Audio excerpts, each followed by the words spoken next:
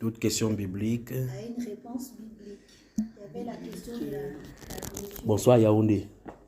Oui, bonsoir. Comment tu as trouvé Yaoundé? En tout cas, c'était ma première fois ici, donc je suis très ravi. J'ai eu l'occasion de voir les frères de mon défunt père. Ouais. Je ne l'avais pas vu depuis. Enfin, on a parté comme on a eu, là. Ça faisait longtemps que je l'avais vu. Le trouvaille familial. C'est ça, exactement. Et je pense que ça lui a fait plaisir aussi à lui. Que je fasse le chemin pour aller vers lui.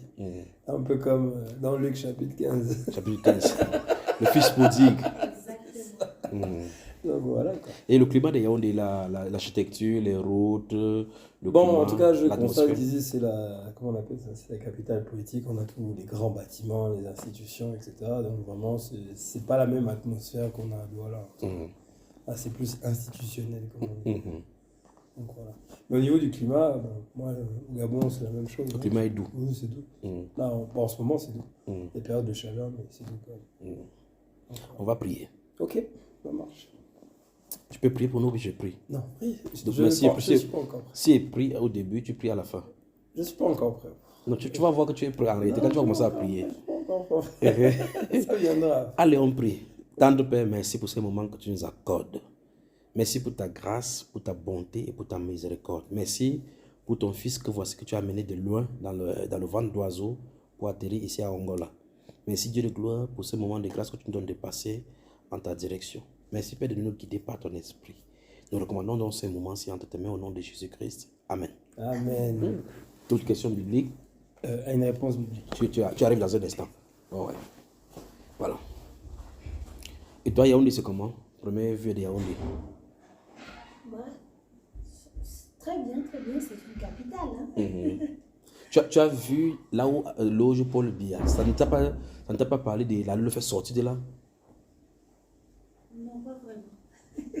Et toi? Tu es habitué à voir Paul Biya. Comme ça. Ou bien vous voulez qu'on fasse une détour par là-bas, on le salue? Je crois qu'il a autre chose à pas faire. spécialement envie, mais bon. Très bien. On va dans la question. Première question.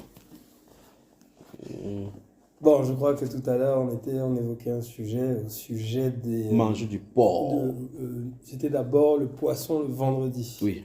Qui est dans on va dire dans l'inconscient collectif. Donc, qui avons été avec Les idées reçues. Les idées reçues De l'Église catholique. Les idées reçues de l'Église C'était catholique. ça ma première question tout à l'heure. Parce que tu as mangé un poisson braisé. Très bien. J'ai touché ça, c'était très bon. Et du coup, tu as pensé à ça? Je pensais à ça directement, c'est venu instinctivement depuis mon enfance. On m'a toujours dit que le vendredi, c'est le jour du poisson.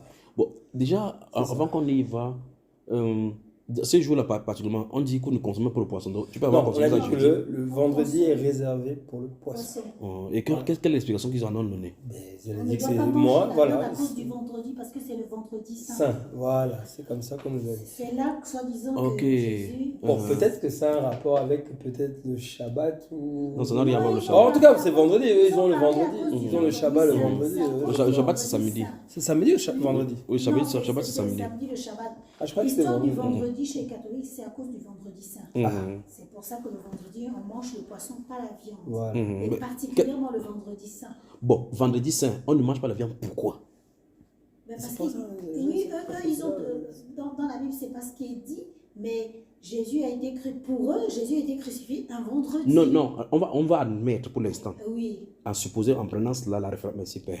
En supposant que ce soit vendredi que Jésus-Christ soit crucifié, c'est déjà un mensonge, d'accord? C'est un mensonge. Un très grand mensonge. Oui. C'est un grand mensonge que Jésus soit crucifié un vendredi. En prenant cela comme référence, c'est-à-dire que si, à supposer que voici l'explication du pourquoi ils veulent pas manger, qu'ils interdisent qu'on mange la viande le vendredi, en disant que c'est vendredi saint. On va justement voir que en réalité, ce jour-là, c'était le jour du manger, on mangeait de la viande. Donc, c'est plutôt le contraire qu'on va voir. Tu veux qu'on se balade dans les Saintes Écritures? Pourquoi pas? Alors, mais dans ces cas, Matthieu, chapitre. Biblique, hein? Prenons donc Matthieu. Dans le nouveau. Matthieu. Ok. Matthieu, chapitre 26. Si tu trouves Marc, on ouvre Marc, chapitre 14. Si tu trouves Luc, on trouve Luc, chapitre 21. Non, il a dit si tombe sur n'importe lequel. D'accord. Ah oui, d'accord. Tu es dans quel livre là? Matthieu. Matthieu, donc j'en fais du chapitre 26 donc. 26. Allons-y. Je lis, hein? Oui. Ok. Histoire de la passion conclue. Très bien. Lorsque Jésus eut achevé tous ses discours, il dit à ses disciples, Oui. vous savez que la Pâque a lieu dans 2 jours, Mhm. et que le Fils de l'homme sera livré pour être crucifié. Oui. Alors les principaux sacrificateurs et les anciens du peuple se réunirent dans la cour du souverain sacrificateur appelé Caïphe. Il va falloir qu'on saute parce qu'on va là-bas. Alors maintenant, on va prendre à partir du verset 17. Le 17 Oui. verset. Ah bah, non, le même chapitre, mais cette fois-ci le verset 17. Chapitre, verset 7. Ok. Mais là, on est sur Matthieu. Matthieu chapitre 26, à partir du verset 17. Célébration de la Pâque. Non, on l'a lu hier. Oui, on a lu hier pour répondre à une question du Vatican. Ok, oui, par Non. rapport au pain. Oui, parce que là, il fallait qu'on regarde comment, la façon que ça se lève. Ici, on veut voir le problème de la viande. D'accord. Hein? Le premier jour des pains sans levain, Oui. les disciples s'adressèrent à Jésus pour lui dire « Où veux-tu que nous te préparions le repas de la Pâque ?» Très bien. Il répondit « Allez à la ville, chez un tel, et vous lui direz « Le maître dit, mon temps est proche, je ferai chez toi la Pâque avec mes disciples. » Oui. Les disciples firent ce que Jésus leur avait ordonné et ils préparèrent la Pâque. Stop. Donc, le bout de la phrase, c'est « Il préparait la Pâque ». On va maintenant regarder, tout à l'heure, on va aller à l'original pour voir ce que c'est que cette Pâque-là et comment on l'a préparée, d'accord? Ok. Dans le livre, allons-y, les 2 prochaines versions, on va s'arrêter là-bas. Le soir étant venu, il s'est mis à table avec les 12. Oui. Pendant qu'il mangeait, il dit « Je vous le dis en vérité, l'un de vous me livrera. Très bien, on va s'arrêter là-bas. Donc, il y a la préparation de la Pâque. Il y a le moment, il dit que j'ai désiré manger cette Pâque. Il mange, la Pâque se mange. Pendant qu'il mangeait. Oui, donc ce qu'il mange, c'est la Pâque, on appelle ça la Pâque. Donc, regarde bien sûr attentivement. La fête, c'est la fête de la Pâque. Célébration. La célébration de la Pâque. Et la Pâque, là, c'est une viande. Ah bon? Ah oui, c'est pour ça que je dis qu'il faut qu'on y aille. D'accord? Donc, ce qu'on appelle c'est la Pâque. viande. Donc, quand tu entends Pâque, là, c'est une festivité qui concerne la viande. Exode. Oui, il y a Exode. Allons dans Exode, dans l'Ancien Testament. Exode. Exodus.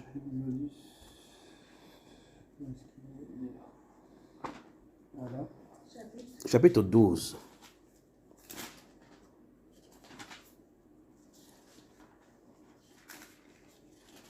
Ok. Vous y êtes? Très bien. Maintenant, lis à partir du verset 1 jusqu'à ce qu'il te dise stop. Verset 1. L'institution de la Pâque. Vous voyez, Sans c'est écrit là-bas, non? Et ça n'a pas de S nulle part dans la Bible. Donc, tu vois, on vient de lire la Pâque là-bas. Là-bas, c'était célébration de la Pâque. L'institution, donc voici la fondation. La fondation de la Pâque. Donc, tu vois donc en réalité, pour voir quelque chose, tu vois quelque chose de la Bible, pour voir quelque chose qui concerne la Bible, il faut regarder cela dans sa globalité. C'est quoi la Pâque? On revient à l'institution, on lit pour comprendre ce que c'est. Voilà, allons-y. L'Éternel dit à Moïse et à Aaron dans le pays d'Égypte. Ce mois-ci sera pour vous le premier des mois. Stop. D'abord, par ces paroles, si Dieu veut nous donner son calendrier. Donc le premier mois, ce n'est pas janvier. D'accord. C'est encore notre mensonge là-bas. Tu vois? Le premier mois de l'année, ce n'est pas janvier. Voilà. Maintenant, parce que tu vois janvier, tu vas arriver à décembre. Au décembre, dans le mot décembre, le radical, on en décembre, on attend 10. Donc, décembre, qu'on nous considère comme 12e mois, c'est 10. Pourtant, on dit 12e mois et personne ne se pose des questions. Okay. Donc, on dit, en réalité, en prenant la référence ici, ce mois, c'est le mois dont Dieu a parlé. En comptant, logiquement, on tombe décembre, 10e mois. Le premier mois, c'est décembre. Oui, non, pas le premier mois, c'est décembre. Il veut te dire quel est le mois. Mais je vais dire, en prenant la référence-ci, comme étant le premier du mois, comme Dieu a dit, en suivant ces mois-là, on tombe à décembre comme le 10e mois. Parce qu'ici, c'est mars-avril. Le mois dont Dieu parle ici, c'est mars-avril, c'est le mois de Nissan. Le premier mois juif, c'est le mois de Nissan qui correspond dans notre calendrier actuel au mois de Nissan. Parce que ça chevauche entre 2 mois, mars. Bon, je crois qu'il faudrait qu'il y ait une feuille pour essayer d'expliquer. Bon, regarde. On va faire comme ça. Commençons à compter parce que j'ai dit ceci. Ce mois-ci correspond, on va prendre en mars. Ce mois-ci sera pour vous le premier des mois. Donc voilà, donc comme Dieu dit. Le mois-ci là, par rapport. Non, on va y arriver, on va y expliquer. Mais je te dis déjà que si tu commences, parce que ce mois-ci se réfère, ça correspond dans notre calendrier en mars. Commençons, regarde. On va prendre mars comme étant la référence, premier mois. Regarde. Mais pourquoi mars en fait? Attends, en fait, c'est pourquoi mars, il y a une connotation pourquoi. Parce que c'est le début du mois, parce que c'est le mois, la saison des moissons. Regarde, mars, premier mois. Deuxième, c'est quoi? Avril, mai, juin, juillet, août, septembre, octobre, novembre, décembre. Ça fait 10. Ça fait 10. Ouais, Tu vois? Donc, normalement, voilà, normalement, le premier mois, c'est mars. C'est pas janvier. ok. Il y a un maintenant, décalage. Janvier, février, c'est quoi? Non, janvier, février. Là, maintenant, tu peux voir maintenant janvier, tu peux mettre janvier, février. Donc, en réalité, c'est février qui est 12e mois. Le 12e mois. Très bien. Donc, il y a un décalage exprès pour embrouiller les gens par rapport au calendrier de Dieu 1. Pour célébration de divinité 2. Parce que tu remarques bien que août, ça veut dire 8. Septembre, c'est 7. Octobre, ainsi de suite, tout ça. Donc, c'est notre pan. Octobre, c'est 8. Il va falloir que je t'explique. Si on touche le cas de... 9, Exactement. et décalage, Ouais, c'est 10. c'est logique. Simple, C'est simple. Mais on ne pense pas à ça. Oui, mais le pourquoi j'insiste là-dessus, c'est parce qu'il y a de l'adoration constante, ces calendriers et ces mois. D'accord. Voilà. Tu vois que l'histoire de l'année bissextile qu'on coupe, il y a des moments où le février a 28 ou 29 jours. 28. C'est un monsieur qu'on appelle Julien, là, qu'on a pu enlever une date, un jour de ce mois pour mettre là-bas à juin parce que Auguste, l'empereur Auguste avait mis Auguste. Auguste, c'est Auguste. Auguste, ok. Auguste, Ok, c'est Auguste. On avait mis Auguste. 31. Lui, il a dit qu'il ne peut pas venir prendre 30 jours. Ok. Auguste, qui était son prédécesseur, ne peut pas avoir 31 jours. Lui, il a 30 jours. Il a pris un là-bas, mettre là-bas. Ils ont manipulé. Donc, il y a le calendrier grégorien, le calendrier, et c'est celui qu'on a C'est ça que manipulé. juillet et août ont 31. Exactement. 31. Exactement. Donc, on va expliquer cela quand on va toucher principalement le Donc, ils ont calendrier. enlevé un jour de février. Oui, ils mettent là-bas. Ah, ça, c'est fort. Ok. Bah, en fait, c'est logique ce que tu dis. Maintenant, tu m'expliques ça, je vois ça logiquement. Non, quand tu as le temps, Parce puisque que tu j'ai es. jamais compris pourquoi on mettait Regarde. deux mois se suivaient et puis ils avaient 31 jours. Oui. Alors, donc, tu vas voir, quand tu auras le temps, fais juste tes recherches. Tu peux même faire les recherches. C'est même pas, là, on n'a même pas besoin de prédication. Fais juste origine du calendrier actuel, bien calendrier grégorien. Et tu vas voir. Grégorien, hein. Grégorien, parce que c'est le calendrier grégorien. De janvier à décembre, c'est le calendrier grégorien. Non, le calendrier que nous utilisons actuel. Il y a eu le calendrier julien, calendrier grégorien. On a même. Les calendriers actuels ont des mois et des années qui sont perdus. Parce que d'abord, même, c'est illogique qu'on ait année 0. Puisque quand. Il n'y a pas d'année 0, on passe de moins 1 à 1. Il y a un problème là-dedans. Et autre chose, logiquement, avant que Christ ne vienne, on comptait. Parce que celui-ci, quand Dieu donne ici. Parce que c'est pareil. Normalement, même l'enfant, quand il naît, il n'a pas 0. Regarde. Il a quand même 9 mois dans le ventre, donc il est déjà plus proche de 1 que de 0. Regarde. En considérant qu'on a allé dans le passé pour aller dans le futur, on peut admettre que sur le repère autonomé, on a un point 0. Ce qui est logique. Oui, ça c'est les mathématiques. Maintenant, en prenant la référence ici, nous sommes avec Moïse. Et Dieu dit que ce mois-ci sera pour vous le premier des mois. Là, Jésus n'est pas là.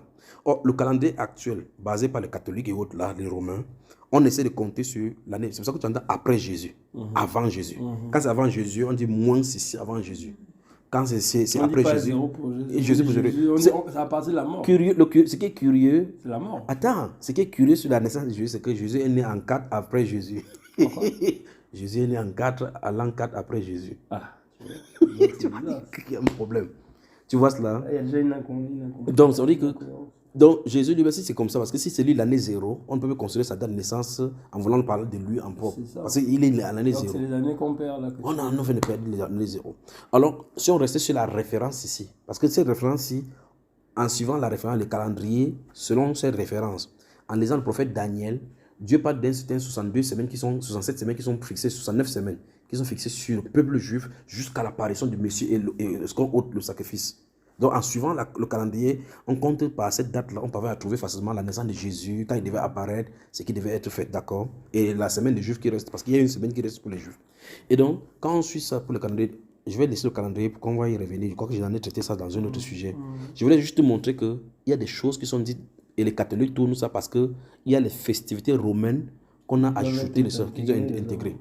Comme par exemple le 25 décembre qu'on a pris, c'est la naissance du fête de Dieu Soleil, Mitra, qui est la victoire de Dieu du soleil sur l'hiver.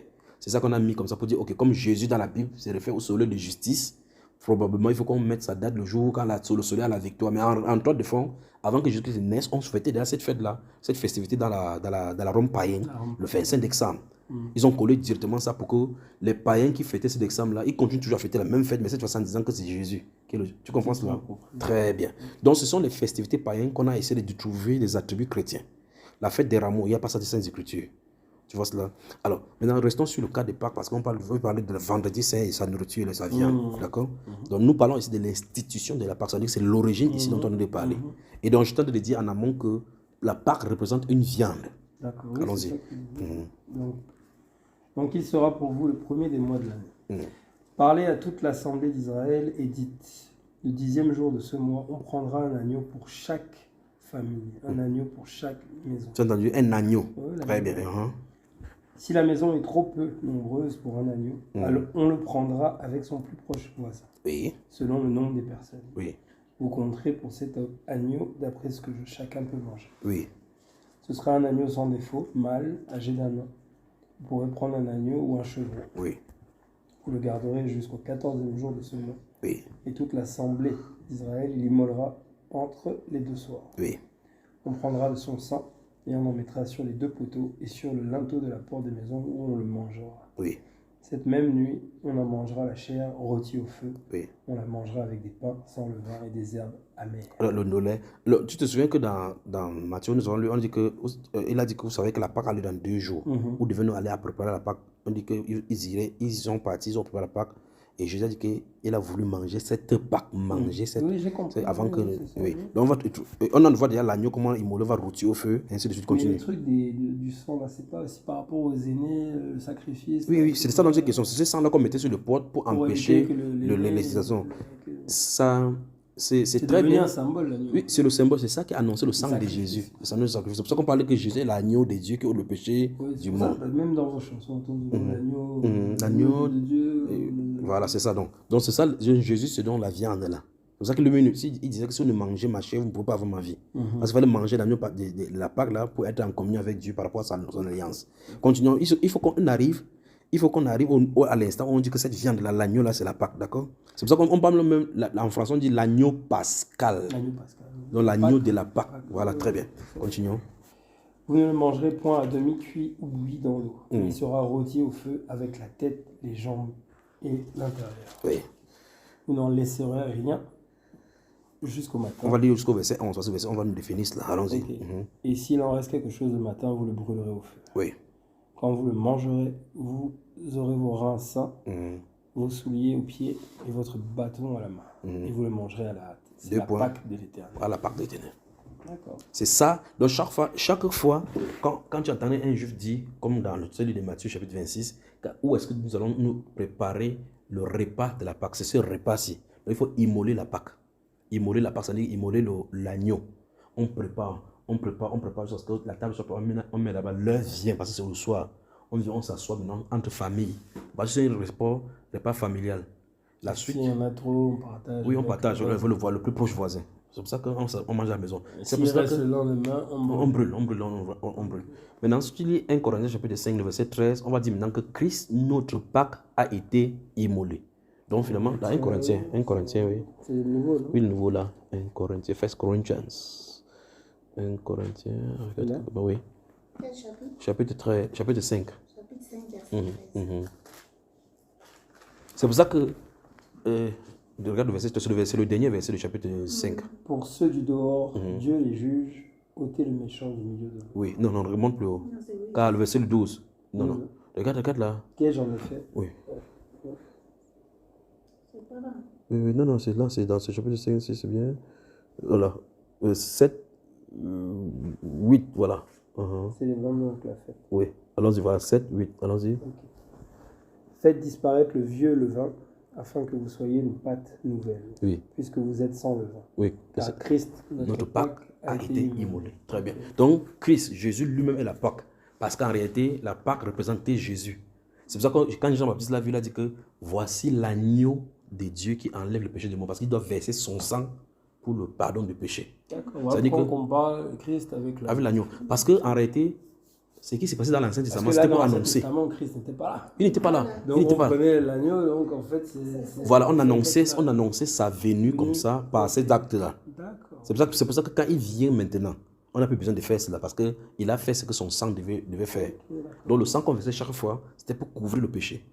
Et c'était pour annoncer jusqu'au temps marqué où l'agneau parfait comme Dieu voulait vient. Quand il vient maintenant, le sacrifice est terminé. À partir du moment où Christ est venu, comme on ne bouge pas là, par rapport au sang là, ne fais pas un Corinthien parce que je vais te dire quelque chose. Au sang là, ça vient pas aussi quand il lève la coupe, il dit buvez ceci est mon sang, c'est par rapport aussi à cette Pâque là. Oui, c'est cette Pâque là parce qu'il a des institutions. Il dit voilà, en fait il dit faites-le en mémoire de moi. En exactement. Fait, la Pâque là, Oui, en fait. oui. En réalité, Oui, c'est en ça. réalité, regarde bien.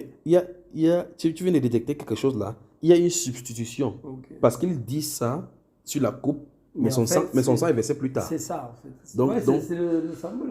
Là. Le symbole sur la table, c'est le jus de raisin dont il est question. Parce que le fruit de la vigne. le fruit de la Je vigne, t'en oui. prie, Le fruit de la vigne, c'est le symbole de la justice. Parce que le sang, on est justifié à cause du sang de Jésus, parce que son sang est juste. Son sang n'est pas trempé du péché.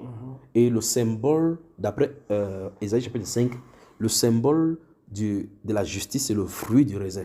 D'accord. C'est pour ça que son sang est parfait, c'est pour ça que ça colle véritablement. C'est pour ça que sur la table, il n'est pas dit le vin.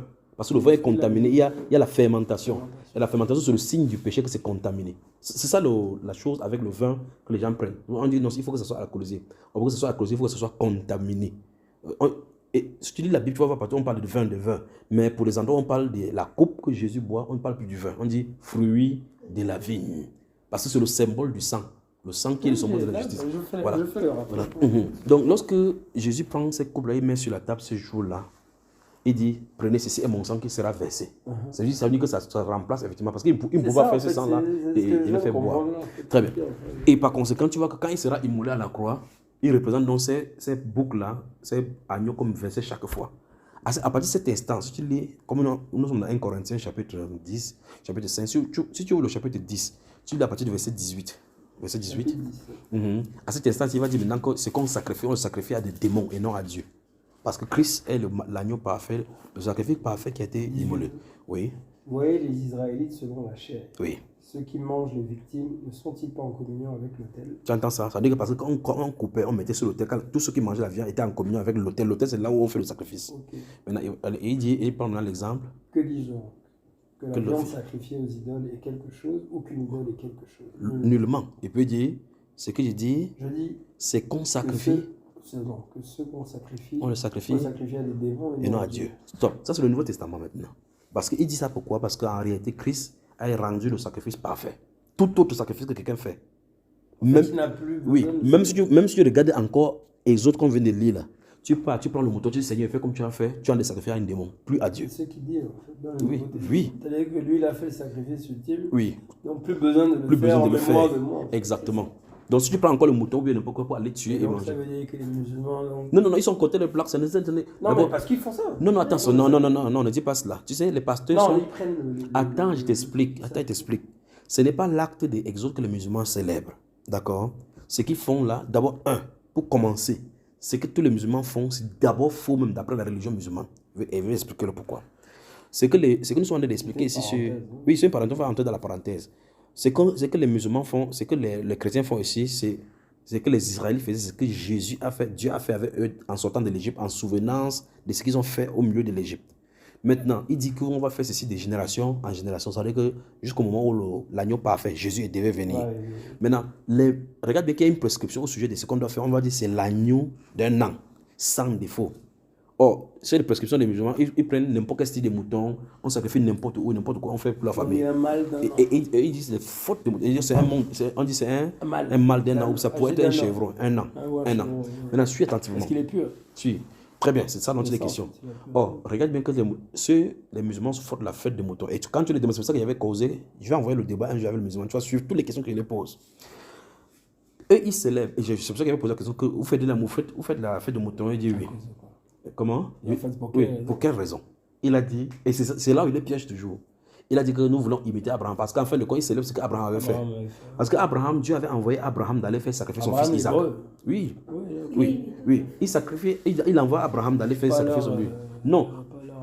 Ça, c'est une autre parenthèse encore. Si on entre dans la parenthèse pour montrer que ce sont les fils d'Abraham, alors ce sont les fils de la chair d'Abraham, le persécuteur. C'est pour ça qu'ils sont liés aux Juifs. C'est pour ça que tu vas voir que la langue arabe et la langue hébreu sont totalement liées. Très bien. Tu vois, par exemple, on dit Amin. Ici, on dit Amen. Tu vois cela? On dit là-bas Shalom. Alors, regarde, suis ici. Dieu dit à Abraham, donne-moi ton fils, ton unique, celui que tu aimes. Ça, nous sommes dans Genèse chapitre 22. Et Isaac, on va mettre encore Isaac entre parenthèses, parce que je ne crois pas que c'est Isaac.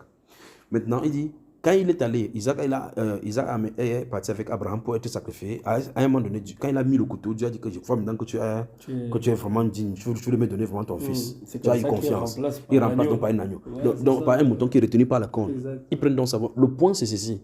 C'est que les musulmans disent que ce n'est pas Isaac qui devait être sacrifié, que Abraham avait amené, c'était Ismaël. Or, ils sont les seuls à le dire. Or, tous les textes anciens qu'on n'a jamais touchés, c'est Isaac.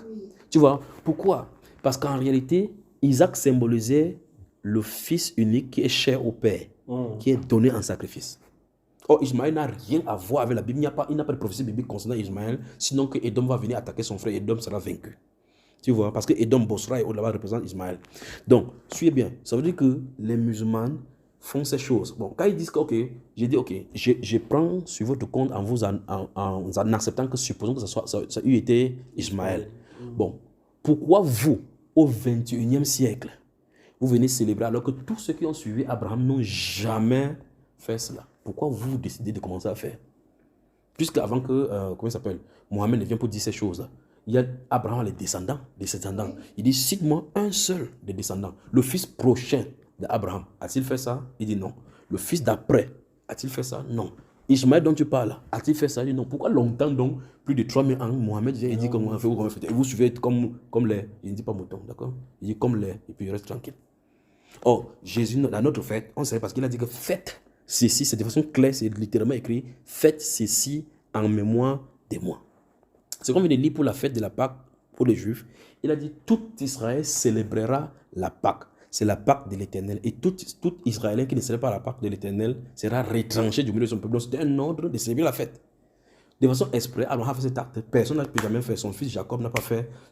Les enfants d'Israël n'ont pas fait. Les 12 tribus d'Israël n'ont pas fait. Personne n'a fait. Et tu vois que ce n'est pas une fête, c'est une tradition.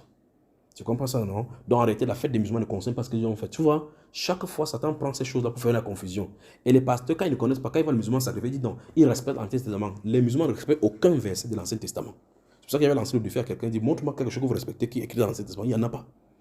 Or, tous les prophètes de la Bible ont une continuité. Il y a une continuité. Eux, ils appellent prophètes. Ils disent que s'il était prophète du rang de celui-ci, il ferait ce que les autres prophètes ont fait. Parce que tous les prophètes de la Bible se concordent entre eux. Mais il vient. Il fait couper les mains des gens. Il fait ceci, il dit pour aider. Non, c'est pas ça. Dieu est dans la continuité. Dieu ne peut pas sortir d'une ère et y revenir. Il va dans la progression. Quand Jésus est venu, la Bible déclare que la loi est venue par Moïse. Il dit la grâce et la vérité est venue par Jésus. Donc on a quitté la loi, on est sous la grâce et la vérité. Vos pères ont mangé de la manne, vos pères ont vous adoré, c'est la loi. Il dit que le Fils de Dieu est venu afin que vous soyez libres. On est libérés. Maintenant, on commence à dire sur la grâce. On dit, si ton c'est juste là, je dois te présenter l'autre jour. Et puis, quand il parle, un monsieur vient encore, il dit que si on te frappe, tu frappes aussi. Et il pas conquérir avec le couteau, il tue les gens, il te force déjà à islamiser. Tu comprends? Donc, les vrais musulmans sont les djihad. Quand tu lis le Coran, dans la sourate de la table, les tables services, c'est le titre de la sourate 4.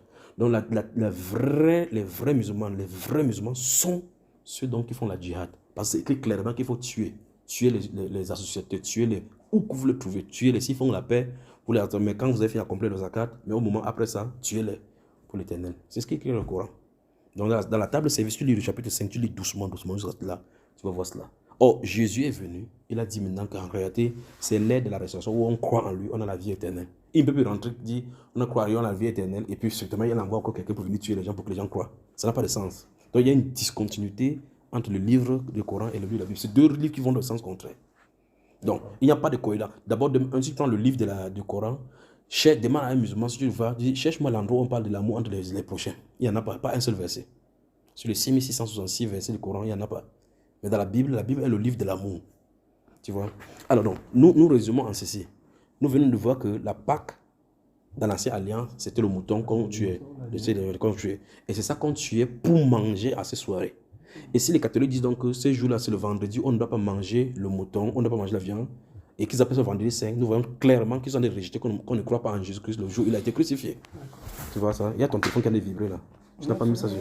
Ah, c'est l'heure, c'est. Alors, donc, on vient de répondre une fois de plus, on vient de voir que l'Église catholique, ce sont les amis de Judas.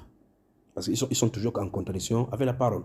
Puisque la parole dit qu'on doit manger la Pâque. On mange. La Pâque, ils disent non, on ne mange pas. Bon, maintenant, quand tu vas voir un catholique, maintenant, après avoir dit ça, demande-lui, ok, où est-ce que ça vient le poisson dans la Bible qu'il faut manger vendredi? C'est ça, en fait. Donc, l'autre volet, là, c'est à eux de répondre. Parce qu'ils ne peuvent pas répondre aux questions qui... Oui. Je réponds plutôt pour montrer qu'en réalité, ils ont tort parce que la Bible dit c'est vendredi, là. Il dit bien encore, en supposant que c'est vendredi qu'il soit tué. Si c'est ça qu'ils veulent présenter. D'accord? C'est pas marqué. Très bien. Tu vois? Maintenant, on va maintenant lire quelque chose qui va te surprendre. Colossiens. C'est toujours après les... Suis seulement le... Ah, c'est merveilleux, les catholiques, là. Oui, il y a Philippiens, Colossiens, PH école. Il y a un anglais avec PH école. C'est la Colossiens. Colossiens. Chapitre 2, tu y es. Chapitre 2. J'y ai. Moi, je suis au film. Oui. Après ça, tu vas trouver. Chapitre 2. Tu es prêt? Oui, chapitre 2. Il va te donner le verset. Tu vas lire, tu seras encore surpris parce que ça dit. D'accord?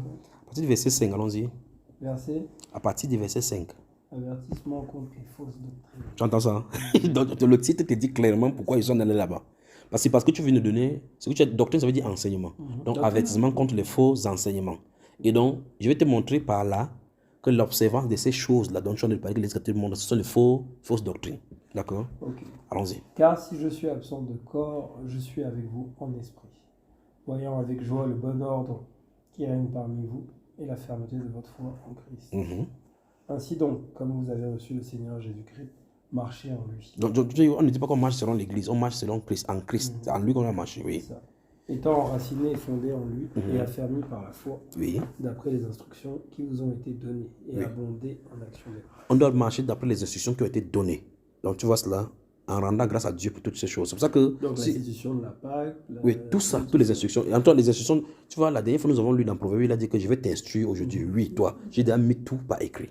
C'est pour ça que tu t'es parlé de l'Église catholique comme étant liée au magistère. Et il considère plus le magistère. Quand il parle du magistère, quand il parle du magistère, il veut parler de la transmission orale.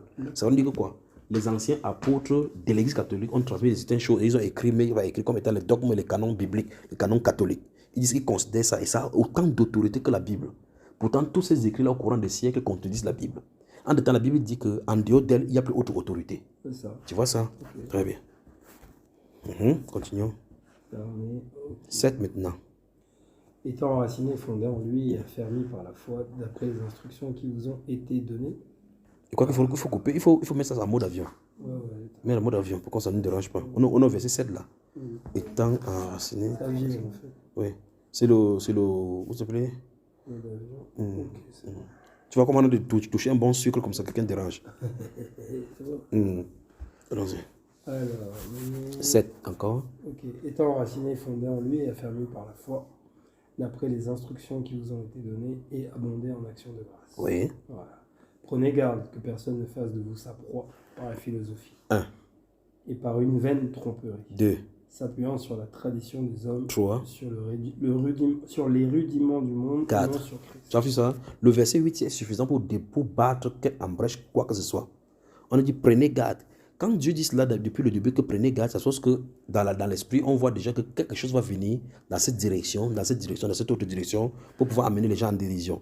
Il dit prenez garde que personne ne fasse de vous sa proie. Donc ça dit que, parce que quand tu m'as posé une question l'autre jour, je dis, mais quel est le but de le faire? Quel est le but de faire ces choses, de mettre tous ces apparts là? C'est pour prendre en vie, en prison ton âme. Parce que tous ceux qui y croient sont captifs. Parce que ce n'est pas la vérité qu'on est sauvé. Parce que si tu crois au mensonge, tu ne peux pas être sanctifié. Tu comprends cela? Parce que Jésus dit, sanctifie pas ta parole. Ta parole est la vérité. Il n'y a aucune autre parole qui est la vérité. Et par conséquent, aucune autre parole qui peut purifier, qui peut affranchir. Et c'est la vérité qui affranchit. Et si la vérité affranchit, le mensonge rend captif. Tu vois cela? Il dit, prenez garde que personne ne fasse de vous sa proie. Et on introduit la façon dont on fait la proie. Donc par la philosophie, on captive les gens. Tu vois? On dit...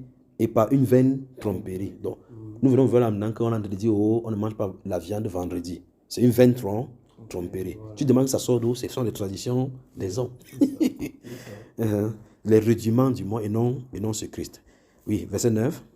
Car en lui habite corporellement toute la plénitude de la divinité. Donc tout Dieu habitait en lui, en Christ Jésus. D'accord? Vous avez tout pleinement en lui, qui est le chef de toute domination et de toute autorité. Oui. Et c'est en lui que vous avez été circoncis, d'une circoncision que la main n'a pas faite, Oui. mais de la circoncision de Christ, Mhm. qui consiste dans le dépouillement du corps de la chair. Oui. Ayant été. Ayant été ensevelis avec lui par le baptême, vous êtes aussi ressuscités en lui et avec lui, Mhm. par la foi en la puissance de Dieu qui l'a ressuscité des morts. Mhm.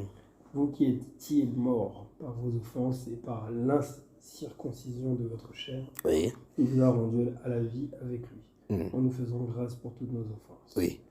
Il a effacé l'acte dont les ordonnances nous condamnaient et qui subsistait contre nous. Oui. Et il l'a détruit en le clouant à la croix. Donc, quelle que soit la condamnation qui était contre toi, si tu crois en ce que Jésus a fait à la croix, c'est effacé. Si tu dis, Si tu étais condamné par tes péchés, si tu avais fait commis n'importe quel péché dans le passé, dès que tu crois au Seigneur Jésus, ton acte est effacé à la croix. d'accord. C'est ce qui est écrit. Regarde, il a effacé l'acte dont les ordonnances nous condamnaient. Tu vois, et qui subsistait contre nous. Ça subsiste, ça veut dire que ça reste là, à cet état-là, jusqu'à ce que l'acte de la croix s'accomplisse pour toi. Et pour que la croix puisse accomplir pour toi dans ta vie, il faut croire en son acte qu'il a fait à la croix. Dès que tu crois que Christ est mort à la croix pour toi, tes péchés sont effacés. Très bien. Mhm. Il a Il a dépouillé. dépouillé les dominations et les autorités, et les a livrées publiquement en spectacle, en triomphant d'elles par la croix. Et puis maintenant, il doit maintenant. En fait, il a de l'expliquer le pourquoi Christ est le chef de tout. C'est en lui qu'on doit faire confiance. Parce que c'est lui qui a fait l'acte de la séparation, du nettoyage, de la justification.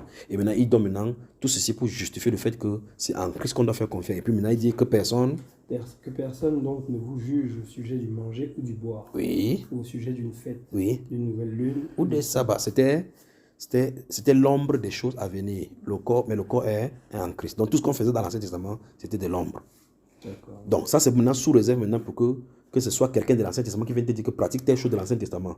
Et tu veux lui montrer que c'était l'ombre. Maintenant, tu es en Christ. Ce n'est pas pour toi. Tu comprends? C'est pour ça qu'il était répondu là-bas au restaurant en disant, il y a des choses, ça concerne les Juifs, ça ne concerne pas les chrétiens. Parce qu'il y a des choses qui sont dans l'ombre et la réalité est le corps. Pour le corps de Christ, ce n'est pas, le corps de Christ ne vit pas dans l'ombre, il vit dans la lumière. Donc en fait, tout ce qui s'est passé avant, c'est arrêté avec le Christ. Oui, oui. C'est Donc, Christ maintenant qui a... donc, regarde, si tu te lèves là, tu vas voir ton corps qui est la réalité, tu vas voir l'ombre, ton ombre. Imagine que je suis en train de venir, qu'il y a la lumière qui balance comme ça et on voit ton ombre en train de venir. On va voir ton ombre, on voit ton ombre. Mais quand tu viens, personne ne te concentre sur son ombre. D'accord? Donc, l'Ancien Testament est le reflet, l'ombre qui attend la venue de Christ. Quand Christ vient, on laisse l'ombre pour se concentrer totalement. Parce qu'en fait, et le vrai problème, c'est ceci. On ne sépare pas l'ombre de la réalité. Parce que si la réalité existe, son ombre est là. Tant que la lumière pointe là-bas. Jusqu'à là, on se comprend. Tant que la lumière va briller sur un objet, il y aura de l'autre côté, il y aura l'ombre là-bas. Maintenant, lorsque la parfaite révélation de la lumière vient, et que ce soit le soleil qui brille totalement. Oui, voilà, tu vois mon nom. Oui, voilà, tu vois, tu viens de détecter mon nom. Oh, maintenant quand je parle, tu vois, tu ne regardes pas mon nom, tu me regardes moi, parce que je suis là. Donc, voici l'Ancien Testament ici.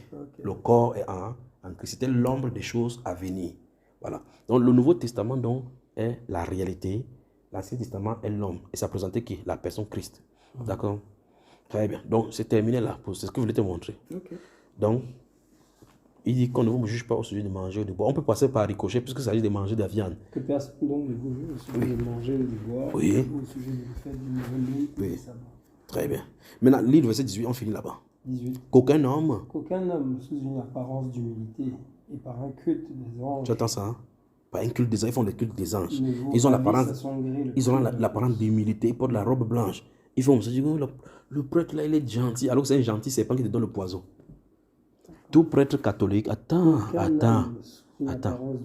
d'abord. Tout prêtre catholique, habillé en gandora, c'est un serpent déguisé avec le venin. Et le venin là, c'est la fausse doctrine pour captiver l'âme. Injecté dans l'âme, c'est le poison. Oui. Oui. Qu'aucun homme sous une apparence d'humilité et par un culte des anges ne vous ravisse à son gré le prix de la course, tandis qu'il s'abandonne à ses visions et qu'il est enflé d'un vain orgueil par ses pensées charmantes, sans s'attacher au chef, dont tout le corps, assisté et solidement assemblé par des jointures et des liens, tire l'accroissement que Dieu donne. Oui, écoute maintenant verset 20, il dit ceci. Si vous êtes mort avec Christ au rudiment du monde, Oui. pourquoi, comme si vous viviez dans le monde, vous impose-t-on ces préceptes?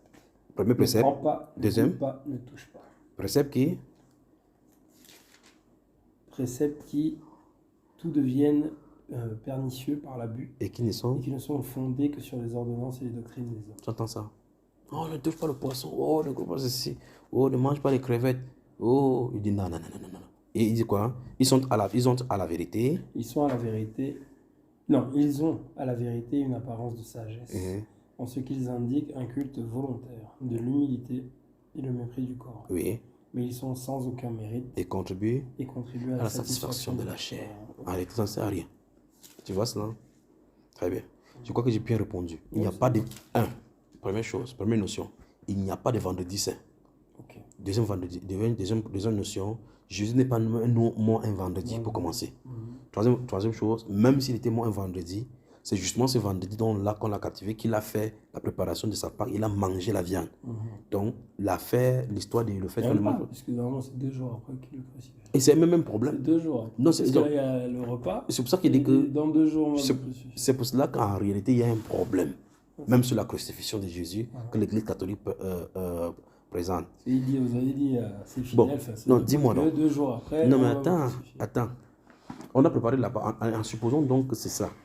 Jésus est censé faire 3 jours dans la tombe. On dit, on ne mange pas le repas de la Pâque. Pourquoi? On ne mange pas la viande. Pourquoi vendredi? Parce qu'il a été crucifié un vendredi. Bon, si on le crucifie un vendredi, on le met à la tombe. 3 jours après. Bon, non. Si on le met, attends. Si on le met à la tombe vendredi, ça se peut qu'on le met vendredi. Si on le met vendredi. On le met vendredi à la tombe. Vendredi soir dans la tombe. Donc un jour c'est samedi soir. Samedi soir. Un autre jour c'est dimanche soir. Un autre jour c'est lundi soir. Il se serait resté un lundi. Mais en même temps, dimanche de la résurrection. Tu vois que ça n'a pas de sens. C'est un tissu de mensonges partout. Et les gens ne veulent pas réfléchir.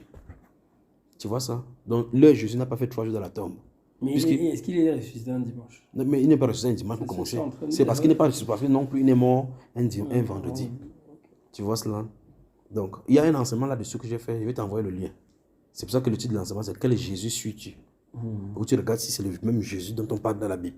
Et tu es surpris que tu vas dans la Bible, on ne dit pas ces choses. Tu vois, on dit l'entrée de Jésus, l'entrée triomphale de Jésus à Jérusalem. Il y a un moment où on dit la fête des rameaux, parce que les gens prennent ce qu'ils appellent rameaux, ils partent dans les églises catholiques, on met l'eau là-bas, ils rentrent à la maison, ils mettent à la maison, ils disent ok, même si ça avait été cela, où est-ce que les gens ont fait ce que vous en avez de faire? Parce que c'est pas mis dedans. Ça ne trouve nulle part. Bon, vous dites, vous prenez les rameaux. Pourquoi les rameaux? On vend 50. Le rameau, c'est pas ce qu'on a mis sur la tête de Jésus. Bon, on a mis non, ça. je demande. La couronne, on a mis la couronne d'épines. C'est des pines, c'est pas des rameaux. Oui. Mais là, ils justifient ça que quand Jésus entrait dans Jérusalem, les gens chantaient en mettant les trucs sur la tête. Mais ce n'est pas le rameau. On dit, chacun a déjà enlevé le vêtement et mettait là-bas. Et les gens qui ont mis le vêtement, ils ne fêtaient pas son entrée, ils célébraient Jésus le roi. Donc, ce n'est pas pour la raison. Les papes, les gens mettent l'eau là-dessus, les mettent pour vous identifier bien que le démon ne quitte pas vos maisons. Tu mets ça sur la porte et tu mets le truc de la litanie les rosaires là-bas. Donc ta maison est inondée des idoles. C'est grave, pas vrai? Bon, on va glisser maintenant puisque c'est dans le même s'il y a le problème de la viande, le porc. Manger n'est pas manger. C'est ça, non? Comme ça, on répond ça. Et on passe à reposer. Lévitique chapitre 11. Lévitique, ça c'est dans le nouveau. Oui, après Exode là. Après Exode, on a lu la session de la Pâque aujourd'hui. Tu vois que c'est assez facile avec cette Bible sinon. Chapitre 11. Donc, quand on va arriver sur le porc, on s'arrête. Donc, quand tu vas lire, on va arrêter sur le porc, on va s'arrêter. Et puis, on va poser la question. Oui, je crois que j'avais lu ça de Lévitique. Allons-y. Je parle depuis le début. Oui. Loi sur les animaux purs et impurs. Voilà, c'est ça, non? Très bien. Donc, la loi. Lu ça. Très bien. La loi, je voulais qu'on identifie d'abord que vraiment, c'est écrit que le porc ne doit pas être mangé. Voilà. L'Éternel parla à Moïse et à Aaron et leur dit: Parlez aux enfants d'Israël et dites: Voici les animaux dont vous mangerez parmi toutes les bêtes qui sont sur la terre. Vous mangerez de tout animal qui a la corne fendue, le pied fourchu et qui rumine. Oui. Mais vous ne mangerez pas de ceux qui ruminent seulement ou qui ont la corne fendue seulement. Incident. Ainsi, vous ne mangerez pas le chameau, Oui. qui rumine, mais qui n'a pas la corne fendue. Donc, tu vois que ce n'est pas seulement le porc qui est le problème, oui. Et pourtant, les Arabes mangent le chameau. C'est ça le problème. L'Arabie Saoudite, ils mangent ça, ils aiment ça. Oui. Tu vois, c'est pour ça qu'ils ont dit que si le pourquoi ils ne mangent pas le porc était biblique, c'est que je leur indiquerais directement qu'ils ne mangeaient pas le chameau. Voilà, c'est parce que ce n'est pas biblique que je n'ai pas. Ils raffolent de ça. Ils raffolent de ça, bien. Ainsi, vous ne mangerez pas le chameau qui rumine, mais qui n'a pas la corde fendue. Vous le regarderez comme impur. Vous ne mangerez pas le daman. Oui. Je ne sais pas ce que c'est. Qui rumine oui. et qui n'a pas la corne C'est un peu fendue. comme le chameau aussi, ouais. Vous le regarderez comme un peu. Vous ne mangerez pas le lièvre qui rumine, mais qui n'a pas la corne fendue. Vous le regarderez comme un peu. Vous ne mangerez pas le porc qui a la corne fendue et le pied fourchu, Très bien, mais donc. qui rumine pas. Très bien. Donc, ça Vous dit le que- regarderez comme un peu. Ça veut dire que si tu as le corne fourchu sans ruminer, tu as un problème. Tu rumines seulement sans la corne, tu as la corne sans ruminer, tu as un problème. C'est pour cela qu'on peut avoir, on regarde bien que le bœuf, lui, il a la corne, il a la corne fourchue et il rumine. Donc on peut manger le bœuf. Alors donc, là, on va s'arrêter parce que le reste ne nous concerne pas pour l'instant. On a vu clairement qu'ainsi tu ne mangeras pas le porc. Alors, À la corne fendue Voilà. et le Donc, pied fourchu. une Quand fois il dit que- corne fendue, c'est dépourvu de corne. C'est quoi? On a dit quoi, hein? La corne fendue. La corne fendue, Ça veut dire... Non, ça. Ah bon? Parce qu'il y a la corne sur les pieds, sur les bouts des pieds là. Oui. Oui. Et Il y a les sabots des pieds là. le pied fourchu. c'est Le quoi? pied fourchu, voilà, le pied fourchu, c'est comme ça là. Mais la corne Les fendue, cornes. c'est quoi? C'est qu'il n'y C'est en a qu'il pas. a- En fait. Oui, oui. Bon, le bœuf, lui, il a la corne là. Tu vois, mais est-ce que le porc, lui, il a ça? Non. Ah. C'est ça. Alors, donc, regarde. Éliminons une fois de plus les musulmans. Les musulmans disent qu'ils ne mangent pas le porc parce que dans leur tradition, ils ont entendu que Jésus avait jeté le démon dans le porc. Et maintenant, une fois de plus, regarde-moi, tu vois les bêtises. Quand Jésus a fait permis au démon d'entrer dans le porc, est-ce que dans tous les porcs du monde entier, il a entré des Non, démons? c'est un porc particulier. pour C'était enlever 2000 le- porcs, un troupeau de porcs. La Bible dit qu'ils sont dirigés vers le pentes des escarpés, ils sont noyés dans la mer. Ok, d'accord. Bon, en réalité, si les musulmans ne devaient pas manger quelque chose, c'est plutôt le poisson. Parce qu'au moins, et les crabes. Parce que là-bas, les démons, Manger. quand ils sont morts là-bas, forcément, ils sont entrés dans les poissons. Donc, ils fuient en réalité les démons, ils mangent les vrais démons.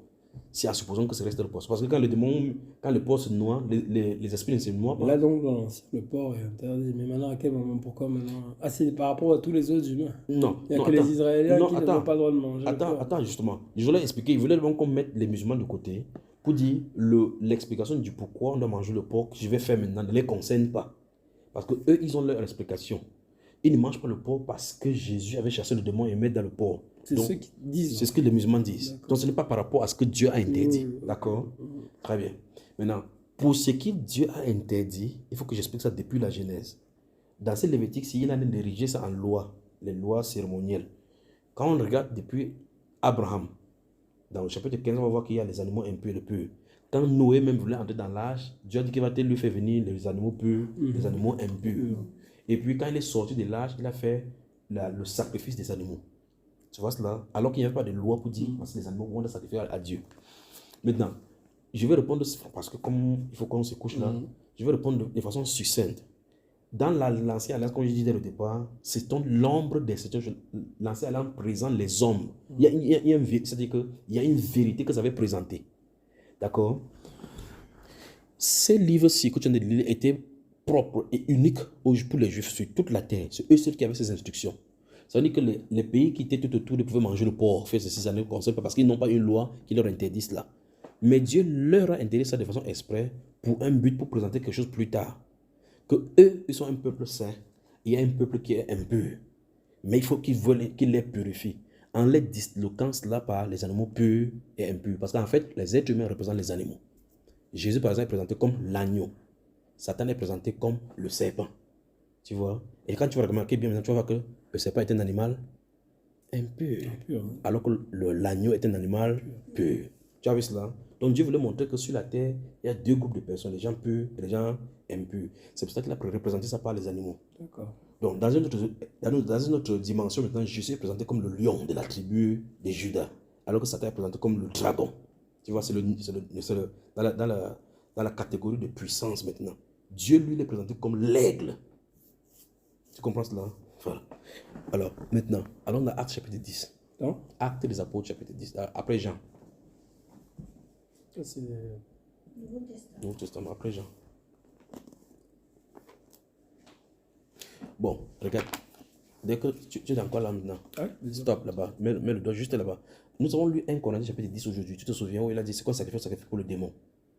Tu te souviens on a dit c'est qu'on sacrifie, on le sacrifie à des démons et non à Dieu. Tu te souviens de là, on a lu cela. C'était dans 1 Corinthiens 10. Ouvre cela, on lit le verset 25. Merci Père. Comment il regarde là-bas? Toi-même tu regardes aussi. Mais là-bas. on sait jamais. Chapitre 10. Ok. Peut-être qu'il y a eu quelque chose. Chapitre 10. tout à l'heure, j'avais demandé de lire à partir du verset 18. Et c'est là on a vu que, regardez les Israélites selon la chair. Ceux qui mangent les viandes sacrifiées sont-ils pas en communion avec l'autel? Tu vois? Voilà. Donc maintenant, regarde le verset 25. Lis le verset 25 directement, voir qu'est-ce que ça dit. Mangez de tout ce qui se vend au marché sans vous enquérir de rien par motif de conscience. J'entends ça. Donc, il dit, ça c'est le Nouveau Testament. Mangez de tout ce qui se vend au marché sans vous enquérir de quoi que ce soit par motif de conscience. D'accord. Donc, ça dit que quand le pauvre, on vend le pauvre au marché. Bien sûr. Quand tu prends cela, tu prends, tu pries. Tu manges, d'accord? Donc il faut prier avant. Donc, quand tu prends, tu pries, tu manges, d'accord? C'est ça qu'il voulait te montrer. C'est clairement qu'on doit manger. Et on va aller plus loin. Ça, c'est un Corinthiens, je peux te dire. Maintenant, on va à Actes des Apôtres. Maintenant, dans Actes des Apôtres, je vais te présenter plutôt ce qu'il vient de dire tout à l'heure, là, que c'était l'ombre. La réalité de ça sera présentée là-bas. Chapitre 10.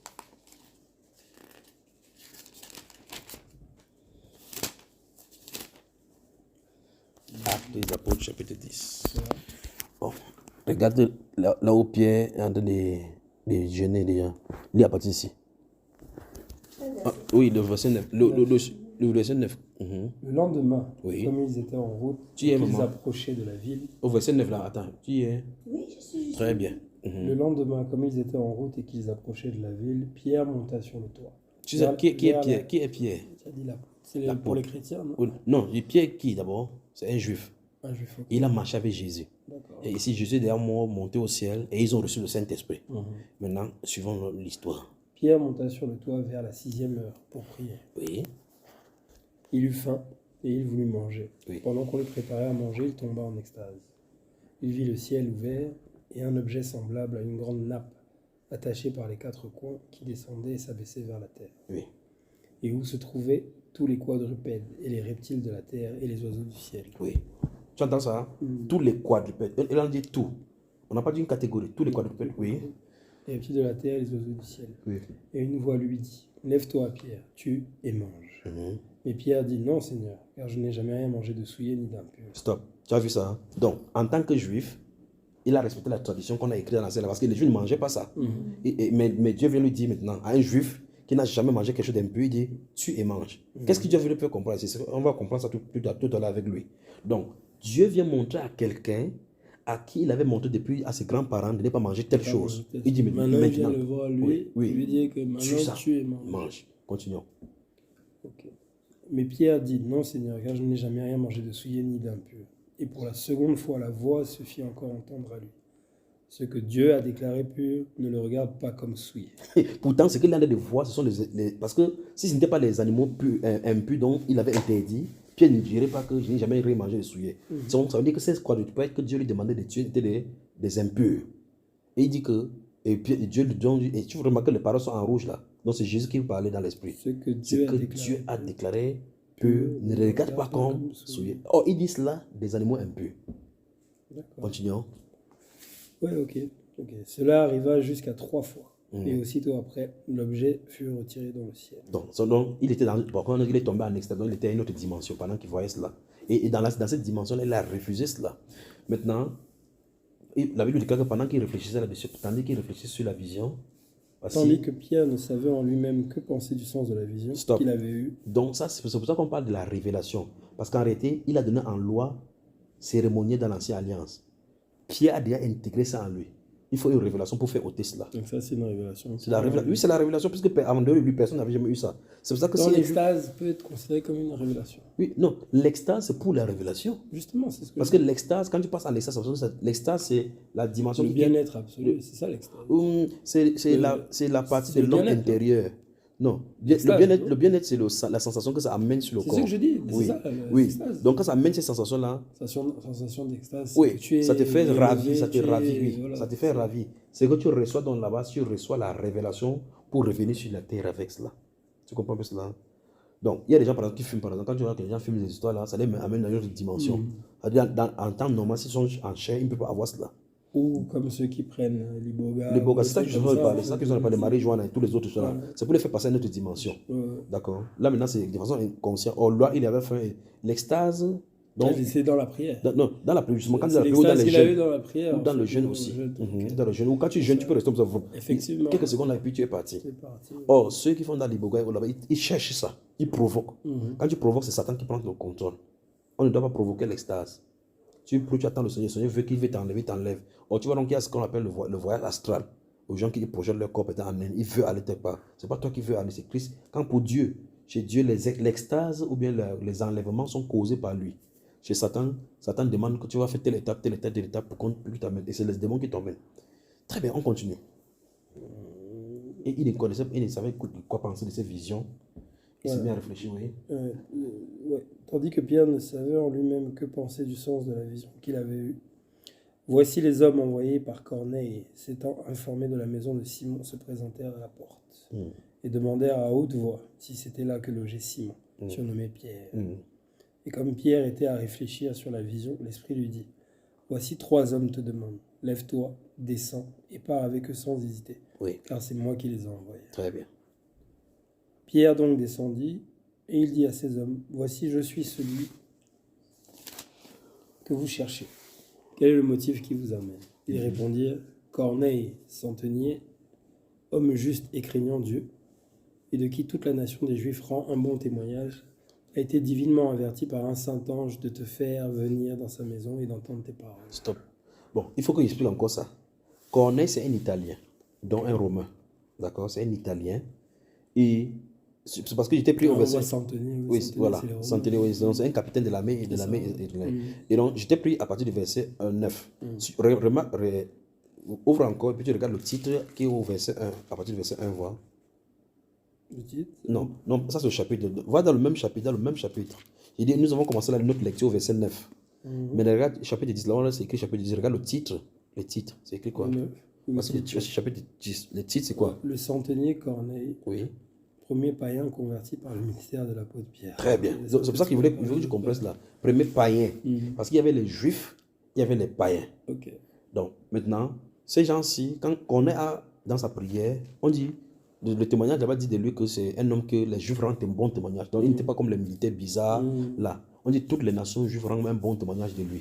Donc, quand tu vas lire le verset 1 jusqu'au verset 8, on dit qu'il était dans chez lui, il priait, et puis un ange est venu vers lui, dit Corneille. Corneille, homme juste et craignant Dieu, de qui toute la nation des Juifs rend un bon témoignage. Très bien. A été divinement averti par un saint ange de te faire venir dans sa maison et d'entendre des paroles. Très bien. Donc, quelqu'un est apparu à Corneille. C'est verset 1 à 7. C'est mieux qu'on parle lire. Va lire d'abord verset 1 à 8. Là, on finit.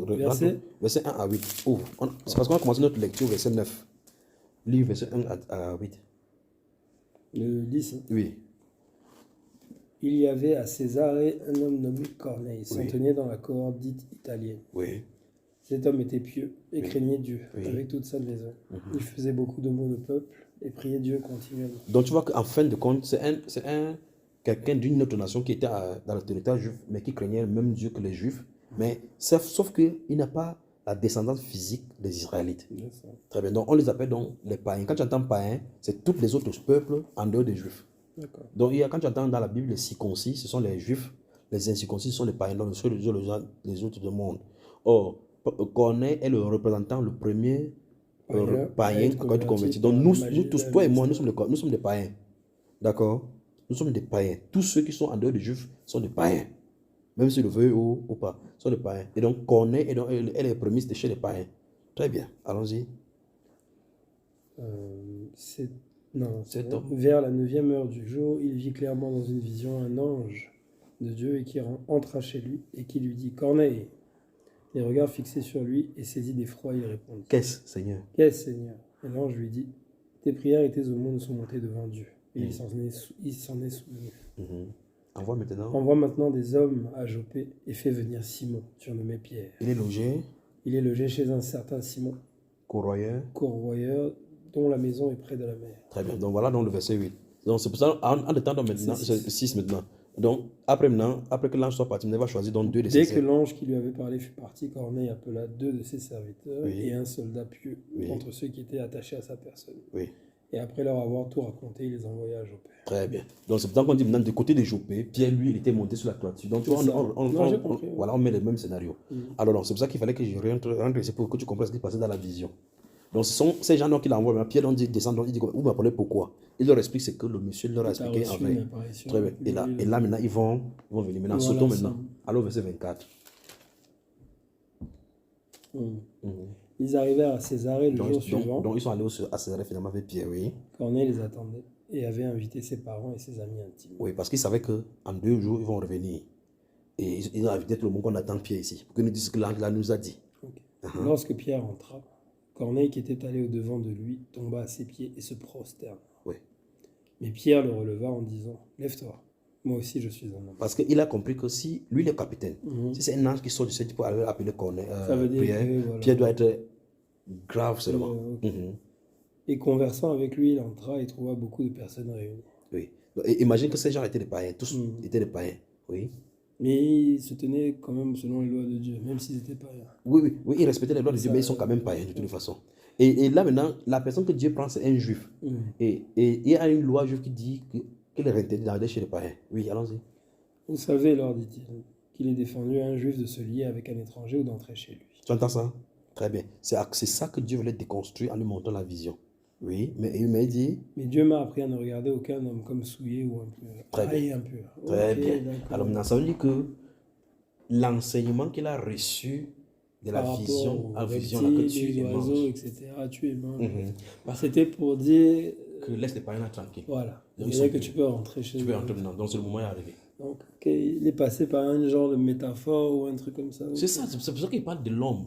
C'est ça. Regarde, par exemple, dans l'Ancien Alliance, on avait parlé de l'agneau. C'est Et puis, ça. subtilement, on voit ça ici en Jésus. Mhm. Et là, maintenant, on voit animaux impurs. On voit ça chez les païens. D'accord. Donc, les animaux impurs représentaient les païens. D'accord. D'accord? Je vois. Très bien. C'est pour ça que quand tu lis l'Ancien Testament, il faut faire vraiment attention. Maintenant. Tout a une corrélation, en fait. Mhm. Cela étant, on avait vu clairement Paul qu'on ne devait pas manger. C'est ça. Là, c'est pour ça qu'il avait dit que ça concerne les justes, ça ne concerne pas le chrétien. Mhm. Maintenant, étant donné maintenant qu'on a compris clairement que quel que soit l'aliment impur qu'on a vu, ça représentait les païens, ça suppose que ce n'est pas manger dont Dieu voulait parler. Donc je peux manger le daman, le lièvre, ça ne sert absolument à rien. Je ne faute pas concernant Dieu. Mais un juif qui a cru en Jésus-Christ mange. Bon, 1 Timothée chapitre 4, on va finir par là. Ouvre 1 Timothée. Timothée. Oui, 1 Timothée. On va lire les 4 premiers versets seulement. Sur l'épître, Timothée. Oui, c'est ça dont il est question. C'est quoi, verset? Chapitre 4, ouvre le chapitre 4. Là, on va lire la portion aussi. D'accord? D'accord. Voilà, allons-y. Mais l'Esprit dit expressément que, dans les derniers temps, quelques-uns abandonneront la foi Oui. pour s'attacher à des esprits séducteurs et à des doctrines de démons. Tu entends ça? Par l'hypocrisie de faux docteurs, Oui. portant la marque de la flétrissure dans leur propre conscience. Prescription. Prescrivant de ne pas se marier et de s'abstenir d'aliments que Dieu a créés pour qu'ils soient pris avec d'action de grâce par ceux qui sont fidèles et qui ont connu la vérité. Stop. Tu entends ça? Bon, tu connais un groupe qui dit qu'on ne doit pas se marier? Mhm. Tu ne connais pas? Tu ne connais pas les gens qui ne se marient pas? Si, j'en connais. C'est qui? Pas les êtres humains, parce qu'on dit que ceux-ci sont les gens qui prêchent. On dit que les doctrines des Ah, tu parles des prêtres catholiques. Mais c'est pas moi qui écris ça, on a dit là-bas. Je t'ai dit qu'on va voir dans toutes les facettes. D'accord? Tu parles de l'église catholique. Mais attends, pendant qu'on lit le verset 3 ici, allons-y, ici on dit quoi? Lis ici. Cette parole est certaine. Si quelqu'un aspire à la charge d'évêque, il désire une œuvre excellente. Oui. Il faut donc que l'évêque soit irréprochable, marié d'une seule femme, Stop. sobre, marié Attends. d'une seule femme. Donc l'évêque doit être... Marié d'une seule femme. Tu connais un évêque là chez les catholiques qui est marié? Ils sont tous... Voilà. Ils ont fait vœu de chasteté. Ouais, mais là, on dit qu'il faut qu'il soit marié. Marié d'une seule femme. Oui, et c'est une alternative ou bien c'est une loi? Non, c'est pas. C'est une loi. Et maintenant, dis-moi. Quand tu... Sobre, modéré, réglé dans sa laisse sobre, conduite prenons juste... hospitalière. Non, laisse tous les autres. Laissons juste sur le cas du mariage. Tu vois? Il dit ici que l'évêque doit être marié. Il dit qu'on va venir avec le faux doctrine. Bon, moi, je je pas se connais marier. archevêque, évêque, marié. Non, archevêque d'abord, il doit être faux. Il n'y a pas de faux Évêque, archevêque. bon, en tout cas, bon, je ne sais pas comment L'évêque. l'archevêque ou bien l'évêque, mais j'ai connu un évêque, c'est marié. Quel évêque? L'église catholique? Oui. Non, c'est que tu sais, les monnaies, on doit l'exclure de l'église. Ici, on les communie directement. Mais c'est marié. Mon oncle, le cousin de mon grand-père. Pas il était en évêque. cachette, non? Quelle cachette? Aux yeux de tout le monde? Aucune. L'église catholique. Aucune. Attends. Oui, mais est-ce qu'il Aucune était mariée avec madame. Je sais que c'est pas l'église catholique, c'est l'église anglicane. Mais juste le Vatican, il est. Non, on va l'exclure. Il est mort. Oui, Mais il mais- portait toujours les habits évêques. oui, mais ça, il dit que... Non, je te dis, je prends l'exemple. Tu m'as Non. donné un exemple. Moi, Non, je sais. non, attends. Dans la globalité, bon, le pape, il est marié. Non. Tu as vu un pape qui est marié. Mais en réalité, tu vas voir qu'en fait, il y a beaucoup des évêques et les prêtres là qui ont les enfants, mais sous couvert des gens. C'est ça. Mais cela, là, même pas le problème. Qui exerce là, c'est chacun a son fils, d'accord? Mais le point, c'est qu'ils disent clairement qu'ils ne se Il faut marient qu'il pas. soit marié. Or, la Bible ici qui dit qu'il faut qu'ils soient mariés. Eux, ils disent Alors qu'ils que ne se c'est pas marient pas. vrai. Oui. Donc, sur ces bases-là, on peut les séparer. Et c'est vraiment caché, hein, mais c'est vrai que donc. Mais est-ce que c'est caché? C'est devant toi, là, c'est devant toi, Non, là. mais c'est-à-dire qu'il faut. Il faut lire. Il faut lire et puis il faut. Comment on va Les dire, juguler. voilà, agencer. Tu peux pas lire à la suite et comprendre. Il faut passer là, il faut revenir de l'autre côté. Et là, on dit que prescrire n'est pas se marier et de s'abstenir des viandes C'est ça. que Dieu a créées. Tu as vu cela? Et là, c'est Des l'Église éléments. catholique. Ben, on peut faire dans la Bible. Mais maintenant mais pourquoi les Juifs continuent à ne pas manger de porc? Parce qu'ils ont rejeté Jésus. C'est pour C'est ça ce que je qu'il suis en dit train de que... dire, donc ça veut dire qu'ils sont dans le faux aussi. Non, ils sont dans le faux. Mais c'est un... Parce que moi je reviens à ça, puisqu'aujourd'hui. Non, attention. Tu Les parles Juifs... de l'animal cachère, etc. Attends. Ils font leur Les prière. cachets qu'ils font là, ils ont raison de le faire. Les Juifs sont dans le faux vrai. Ah. Les musulmans sont dans Ok, le vrai faux. parti- Oui. parti- Non. Comme ma mère. C'est ça en fait. Non, le problème, c'est que les Juifs qui sont dans le faux, c'est Dieu qui les a gardés dans le faux. C'est Dieu exprès qui le fait. Parce qu'en fait, si Dieu enlève ce qui cause pour eux, ils vont croire. Et il fait ça à cause des païens qui doivent entrer. Parce qu'en fait, Dieu voulait que par Jésus, il rejette Jésus pour que les autres acceptent et puis il revient les voir. Il va venir vers eux. Mais ceux qui rejettent Jésus étant dans le monde n'ont pas d'excuses. Donc, si les Juifs continuent à célébrer les cachets, à célébrer tout cela là-bas, ils ont leur propre truc. C'est Dieu qui les a maintenus dans cette captivité. Pour les Juifs, là, on ne reproche pas quoi que ce soit concernant cela. Parce que Dieu a maintenu cela. Parce que Dieu avait décidé qu'il devait les aveugler pour qu'ils ne voient pas. D'accord. Ça aussi c'est dans la Bible. Oui, c'est dans la Bible, c'est écrit là. C'est de là. Ok. Jésus a dit que vous regardez de vos yeux, ne verrez pas. Vous écoutez, vous ne m'entendez pas. Et il a dit à ses esprits, heureux vos yeux qui voient ce que vous voyez, car plusieurs prophètes ont voulu voir, n'ont pas vu. Très bien, ferme la Bible alors. Donc, applaudissons pour l'Église catholique alors. Non, ok, voilà, je te dis pas, mais en tout cas, je vois que c'est Donc, c'est grave, non? grave. Tu vas entendre encore plus grave. Non, que mais en ceci. plus, il est décrit vraiment, en fait. Laisse, si tu veux, le matin, on Il est prend. décrit vraiment. Si tu veux, le matin, on prend un extrait, je te montre Et on quelque te chose. dit carrément, non, ben donc tout ça, et genre, oui, il faut faire vœu de chasteté, etc. Donc tout ça, c'est mensonge. Le vœu de chasteté n'est écrit nulle part là-bas. Mais c'est ça que mais c'est pour ça, ça aussi, c'est une autre question pour un autre jour, mais c'est ça. Donc on ment à tout le monde de choses. Ils mentent. L'Église catholique a Et pourquoi ils font ça? Mais on a dit là tout à l'heure que qu'aucun homme, prenez garde qu'aucun Alors, homme sur la parole de pendant tous les piété ne scandales fasse qu'on défaut sa voit, parole. les sœurs qui ont été violées, etc. Ben oui, justement. C'est pour ça que la Bible déclare qu'elle est devenue un repère de tout oiseau impur, esprit impur et odieux, tout démon. Ça se trouve là-bas. C'est le siège de tout l'enchantement de la terre. C'est ce que la Bible dit. D'accord? Donc, même s'il n'y a pas de scandale de pédophilie ou autre là-bas, ils sont quand même méchants. Parce qu'en fin de compte, ne regarde pas la robe blanche et l'aspect extérieur. À l'intérieur, le cœur, c'est le dragon. C'est le dépositoire du dragon, c'est le siège là-bas. Tout ça, c'est toute la descendance des Romains. Oui, c'est écrit là-bas. C'est écrit. Dis si tu veux le Ou matin. bien, bon, là, maintenant c'est mon avis, ça c'est ma compréhension. Ou bien les Romains qui ont crucifié Dieu ont été, on va dire, maudits. Non, c'est pas qu'ils sont maudits. Non, c'est justement, en chacun fait, dans parce son qu'on rôle. dirait que tout ça c'est Non. en rapport avec les Romains. Oui, c'est un rapport avec Romain parce qu'en Parce fait, que l'Église catholique, Jésus est né l'Église sur romaine, Rome. tout ça, voilà, c'est Jésus ça. est né sur Rome. Voilà. Il est mort sur Rome. Il va revenir juger Rome. D'accord. C'est ça, c'est donc ça veut C'est pour ça qu'on dire parle que- de la mer rouge, le dragon rouge. Parce que les Romains, c'est le symbole du rouge. D'accord? Voilà. Oui, c'est ça. C'est la mer rouge. Donc, Jésus est né sur Rome. Parce qu'il est né sous Hérode. Vous entendez Hérode, Pilate, ainsi de suite. Tu vois cela? Il est mort sous eux. Il reviendra les trouver. Parce que c'est le 4e royaume. Dans la prophétie, il y a 5 royaumes. 4 qui sont des hommes. Et le 5e, c'est le 5e qui vient du Seigneur. Et le 5e vient trouver le 4e et détruit. Et c'est Rome qui est le gouvernement du 5e. C'est pour ça que tu vois, tous les royaumes du monde doivent allégeance au pape, qui est le chef d'un roi, qui n'a même pas d'armée.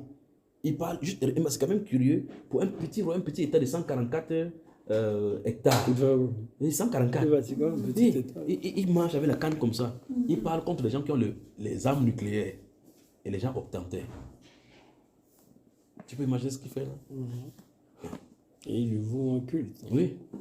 Pour eux, c'est Quand il arrive quelque Dieu part, sur terre, en fait. quand il arrive quelque part, quand il va arriver quelque part, imagine des millions de personnes qui Oui, sont mais là-bas. c'est le cas même toujours ici. Pourtant- Quand il est arrivé au Congo, Oui, arrivé il était à au Tchad, Marseille la dernière fois. Il était à Marseille, les trucs, Pire encore, les gens qui embrassent la qui balle. Les embrassent gens, ça la bague, part. ça, Et c'est une tradition. L'idola Oui, païenne. Oui, c'est une tradition païenne. Tout.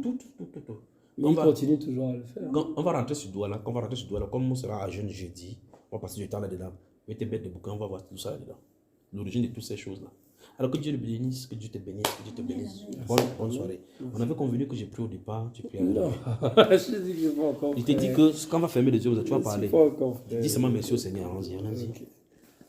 Bon, Seigneur, merci pour ces enseignements délivrés ce soir, qui éclaircissent un peu plus chaque jour ma compréhension de ton livre.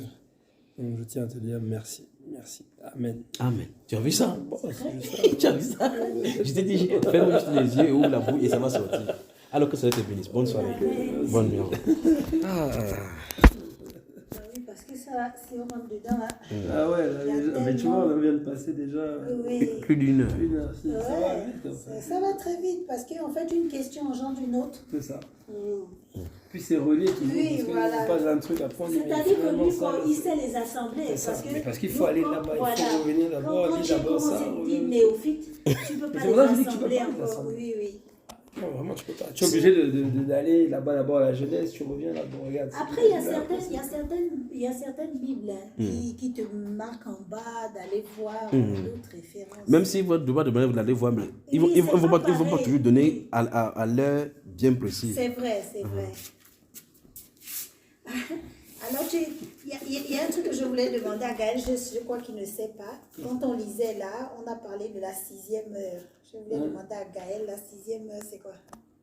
On a dit par exemple que Corneille était en train de prier à la 6e heure, à la 9e heure, ce jeu. Je pense que c'est le matin, non? C'est pas le. C'est quoi? Parce que tu vas souvent voir dans